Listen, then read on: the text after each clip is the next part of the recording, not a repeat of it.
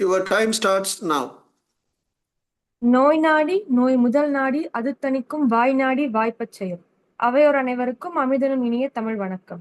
2000 ஆண்டுகளுக்கு முன் வான்புகழ் வள்ளுவன் சொன்ன இந்த குரலே இன்று நான் பேசப் போகும் தலைப்பிற்கு அடிப்படையாகும்.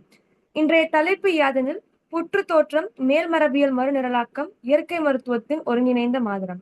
என் பெயர் ஸ்ரீ கிருத்திகா பொன் ஸ்ரீனிவாசன். நான் சர்வதேச யோகா மற்றும் இயற்கை மருத்துவ அறிவியல் நிறுவனத்தில் 4ஆம் ஆண்டு பயின்று வருகிறேன். முதலாவதாக, புற்றுநோய் என்பது ஒரு மேல்மரபியல் நோயாக சமீப கால ஆராய்ச்சிகளால் கருதப்பட்டு வருகிறது. மேல்மரபியல் என்று யாதெனில் டிஎன்ஏ வரிசையை உள்ளடக்காத ஆனால் மரபு வழி கடத்தப்படும் மாற்றங்கள் மரபணு செயல்பாட்டின் மூலம் நிகழ்வதை பற்றி விவரிக்கும் துறையாகும். வாழ்க்கை முறை காரணமாக ஏற்பட்ட மேல்மரபியல் மாறுபாடு புற்று தோற்றத்திற்கு ஏற்ற நிலத்தை உருவாக்குகிறது. ஒருங்கிணைந்த இயற்கை மருத்துவ மாதிரம் மேல்மரபியல் மாற்றங்கள் மற்றும் செல்களின் சமநிலையை மீண்டும் நிலைநிறுத்துகிறது. அடுத்ததாக, புற்றுநோய் மேல்மரபியல் முறைமை. நம் வாழ்க்கை முறை மாற்றங்கள், அதாவது புகைப்பழக்கம், மது, உணவு மாற்றம், மாசுபாடு ஆகியவை மேல்மரபியல் மாற்றங்களை ஏற்படுத்துகிறது. இதனால் புற்றுநோய் உருவாகிறது. புற்றுநோய் மேல்மரபியல் முறைமையில் குறிப்பிடத்தக்க 3 மாற்றங்கள் நிகழும். முதலாவதாக டிஎன்ஏ மித்தைலேஷன், அதில் சிபிஜி தீவுகளில் ஏற்படும் மாற்றங்களை குறிக்கும். இரண்டாவதாக ஹிஸ்டோன் மாற்றங்கள், அதில் மித்தைலேஷன், அசிட்டைலேஷன், யுபிகுட்டினேஷன் ஆகியவற்றை குறிக்கும். மூன்றாவதாக எம்ஆர்என்ஏ மாற்றங்கள். அடுத்ததாக எதிர்பார்க்கப்படும் முடிவுகள் யாதெனில் மரபணுக்களில் குரோமாட்டின் சீரமைக்கப்பட்டு மேல்மரபியல் குறியீடுகள் மீட்கப்படுகின்றன. இரண்டாவதாக வளர்சிதை மாற்றத்தில் பாதை மறுசீரமைக்கப்பட்டு ஆற்றல் சமநிலைப்படுத்தப்படுகிறது. மூன்றாவதாக மைக்ரோ ஆர்என்ஏக்களில் ஆர்என்ஏ தூண்டப்பட்டு வளர்ச்சி தடுக்கப்படுகிறது. நான்காவதாக செல் ஆயுள், டெலோமியரின் நீளம் குறைக்கப்பட்டு புற்றுநோய்களின் செல்களில் முதுமை தூண்டப்பட்டு பிரிவு கட்டுப்படுத்தப்படுகிறது.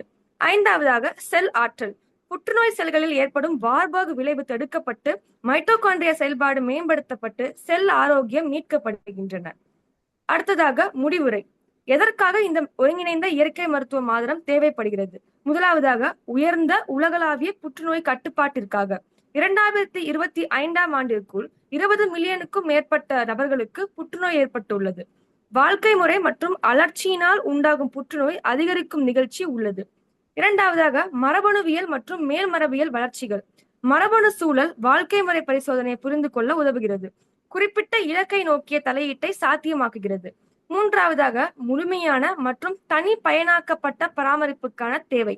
மனம், உடல் மற்றும் மரபணு ஆகிய 3ஐயும் ஒருங்கிணைந்து கவனிக்கும் சிகிச்சை முறையின் அவசியம் மற்றும் நோயின் அடிப்படை காரணத்தை அறிந்து செயல்படுதல். அடுத்ததாக, எதிர்கால முறைமைகள்.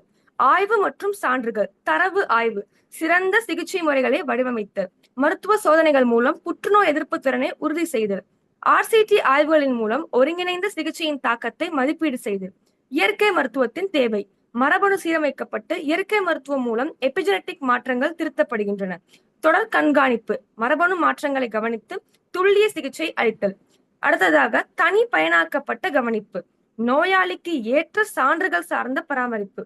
புதிய இலக்குகள் யாதெனில் மீள்திறன் குறியீடு, ஆரோக்கியத்தை அளவிடும் புதிய முறையை உருவாக்குதல், நுண்ணுயிர் சமநிலை, குடல் நுண்ணுயிரிகளை முறைப்படுத்துதல். இந்த பதிவிற்கு தேவையான ஆராய்ச்சி குறிப்புகளை இங்கே குறிப்பிட்டுள்ளேன். நன்றி, வணக்கம்.